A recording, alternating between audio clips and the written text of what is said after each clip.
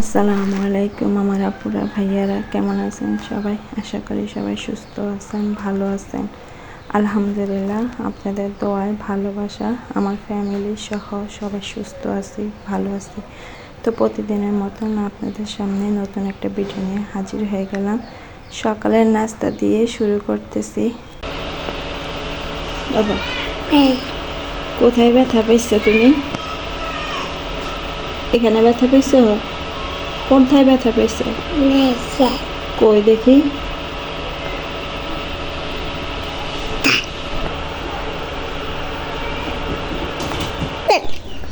যাই হোক, আবদুল্লাহ নানার বাড়ি থেকে আসার পর দুধ দিতে গেছিল, পরে তারপরে ওর ঠোঁট ফেটে গেছে। তো আবদুল্লাহর জন্য সবাই দোয়া করবে। এখানে আমি উঠান বাড়ি সব কিছু ঝাড়ু দিয়ে নিছি।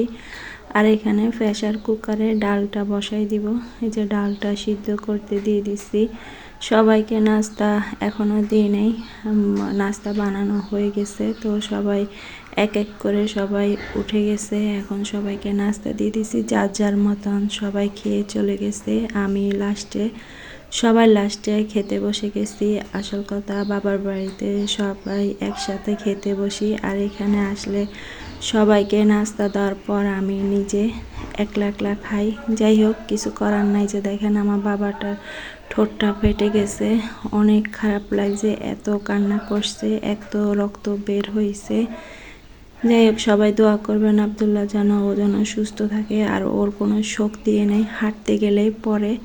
কিন্তু এত আমাদের ঘরে দুধ আছে, ওর বাবা ডিম আনে, কিন্তু ওকে আমি খাওয়াতেই পারি না। এখানে মাছ আমি কষানো দিছি, এখানে হলুদ মরিচ লবণ তেল রসুন বাটা সব কিছু দিয়ে মাছটা কষানো হলে তারপরে যে মূলা রান্না করব। এই যে ডালটা সিদ্ধ করে নিছি, 2টা শীষ আসছে, তারপরও ডালটা সিদ্ধ হয়ে গেছে। এই যে আবদুল্লাহকে জুতা পরাই দিছি, প্যান্ট পরাই দিছি, এখন খেলতেছে।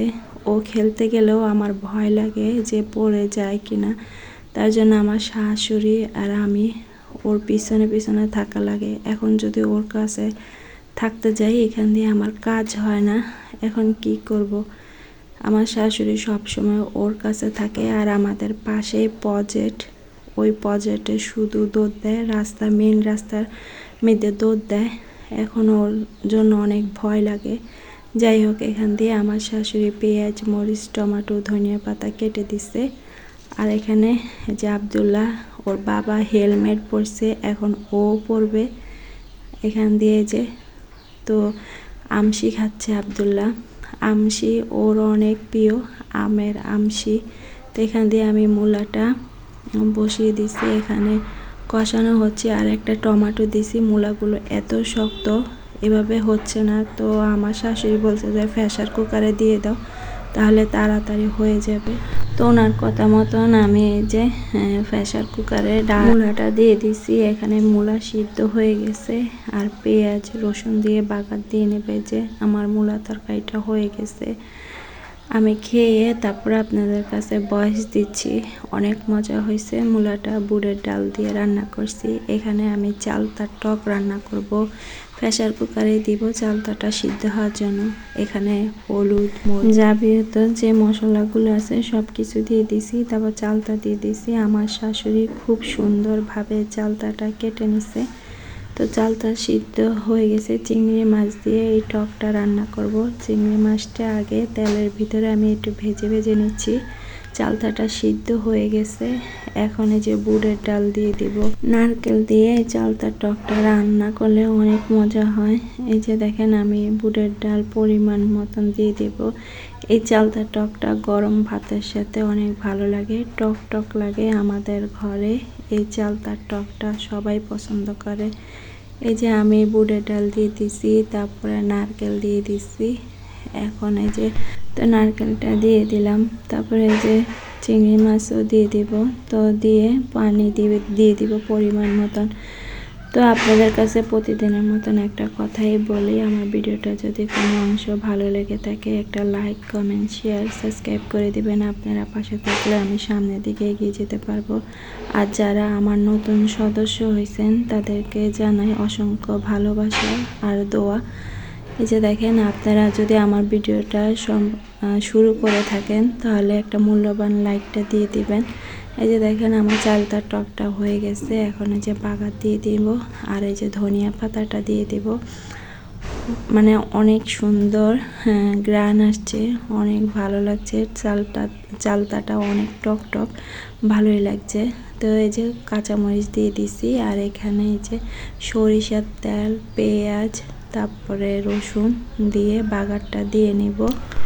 এই যে পেঁয়াজটা বাদামি কালার হয়েছে, এখন এই যে বাগারটা দিয়ে নেব। এই যে আমার রান্না বান্না প্রায় শেষ। তো এখন এই যে ভাতের পানি বসিয়ে দিব। চালতার টকটা হয়ে গেছে চিংড়ি মাছ দিয়ে। আজকে চালতার টকটা রান্না করছি, বেশি কিছু রান্না করি নাই। আসলে ছেলেটার অনেক অসুখ, ঠোঁটটা ফেটে গেছে, তার জন্য মনটা খারাপ লাগতেছে। এখানে ভাতের পানি গরম হয়েছে, চালটা দিয়ে দিছি। ওর কিন্তু ঠোঁট ফেটে গেছে, রাত্রে কিন্তু জ্বরও আসছে। এখান দিয়ে ঠোঁট ফাটলে কি হবে, ওর বন্ধুকে ওর নাস্তা তো খাওয়াতেই হবে। এই যে দেখেন রুটি, একটা রুটি রয়েছিল, এই যে ছাগলকে দিচ্ছে। ও এত বেশি ভালোবাসে ছাগলকে, এই যে দেখেন আদর করে দিচ্ছে, তারপরে ওকে আদর দিচ্ছে, চুম্মা দিচ্ছে, মানে এত বেশি ওকে ভালোবাসে, দেখছেন। তো সবাই দোয়া করবেন। আমি জানি না এই ছাগলটাকে যখন জবা করবে আব্দুল্লাহর অবস্থা কি হবে, আমি বলতে পারি না। আমাদের বাড়িতে গেছিল পরে আব্দুল্লাহ মানুষের ছাগল দেখে ও বলতেছে আমার আমার, যখন বলি তোমার না, তোমার ছাগল বাড়িতে, তখন কান্না করে দেয়। তো সবাই ভালো থাকবেন, সুস্থ থাকবেন, সামাজিক জীবনের সাথে থাকবেন, আমাদের জন্য দোয়া করবেন। আল্লাহ হাফেজ, আসসালামু আলাইকুম।